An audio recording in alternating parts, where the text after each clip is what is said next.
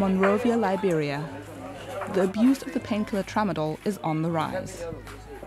Officially, the synthetic opioid is only imported in 50 to 100 milligram pills. But criminal networks smuggle in Tramadol tablets 3 to 5 times higher in dosage. Those pills are then passed on to street vendors like Henry Kane. The 19-year-old makes a profit every day.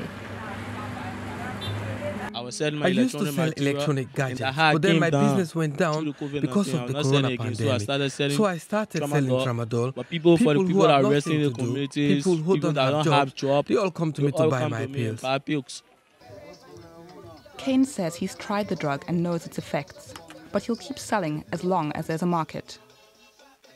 Sometimes I take it myself because I want to know what it is like, the feeling of it. I take it and I like it. I see why people come to me and buy it every day. I know it's harmful to people and it is illegal. I've got nothing to do with the people that are coming to buy it or what it will do to them.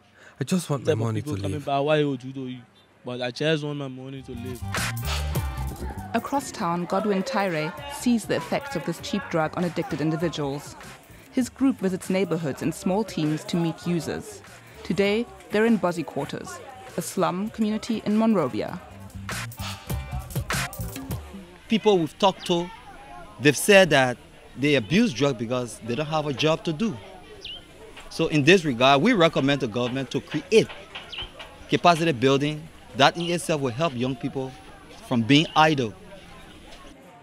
The Liberia Regulatory Authority should take a supervisory role in observing all those pharmacies selling pharmaceutical drugs.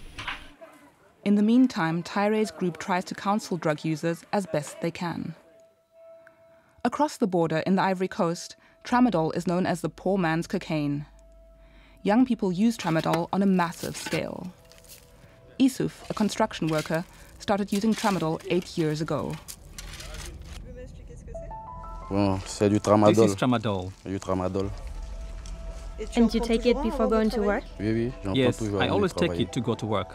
And how much did you buy it for? 500 francs for one. 500 francs equals about 75 euro cents. If taken orally at high enough doses, the opioid can produce a stimulating euphoric effect, useful for long working days and to escape daily hardship. Tramadol is sold legally in Ivory Coast. It's an essential medicine used in hospitals and to treat chronic pain. This pharmacist, however, suspects Tramadol is often used for non-medical purposes. We see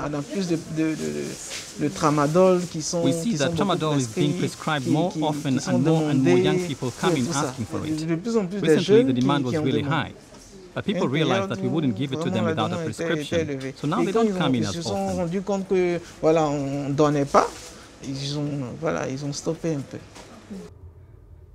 Most of West Africa's Tramadol is manufactured in labs in China and India. It is then imported legally and illegally to West African countries. Tramadol sold on the black market can come in dangerously high doses and can also be laced with other substances. About 2 years ago, authorities in Abidjan realized that they were facing a massive problem. In 2018, we seized more than 40 tons of Tramadol. And among what we seized, we discovered some Tramadol with doses of 300 milligrams. So we intensified our efforts and started tracking down people selling Tramadol on the black market. But the epidemic hasn't stopped. At Abidjan's Blue Cross clinic, the number of young people who have experimented with Tramadol worries doctors.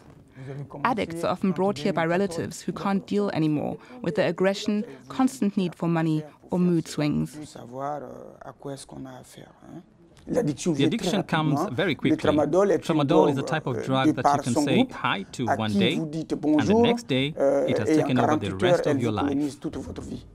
Long-term consumption and highly concentrated tablets increase the risk of overdose and side effects like anxiety, convulsions, and trouble breathing. But these arguments are not enough to stop Issouf using Tramadol. The first time, it was out of curiosity. That first time I tried, I felt good, so I thought, it's a good thing. And from then on, I started using it.